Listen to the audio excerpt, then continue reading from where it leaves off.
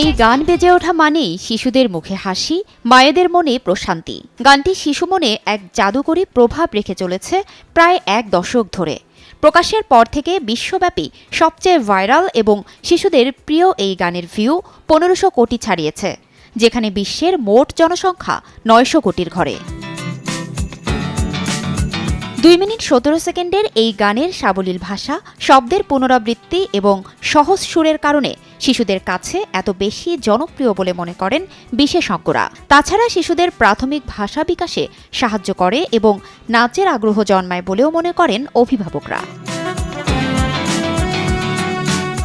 2015 সালের শুরুতে baby Shark গানটির একটি অ্যানিমেশন ভিডিও আপলোড করেছিল ইউটিউব চ্যানেল পিংফং। 2016 সালের 18 জুলাই প্রকাশ পায় হোপ সেজিওনির কণ্ঠে ভিডিওটির নতুন সংস্করণ। ব্যাস, এরপরই ডুডু ডুডু সুর আগুন লাগিয়ে দিল, আর সেই আগুন যেন ছড়িয়ে গেল সব মনে। তবে বেবি শার্কের জনপ্রিয়তা কেবল শিশুদের মধ্যেই সীমাবদ্ধ নয়। দ্য এলেন ডিজেনারেস, দ্য লেট লেট শো এর মতো জনপ্রিয় শোতে প্রখ্যাত তারকা শিল্পীরাও গানটি গেয়েছেন।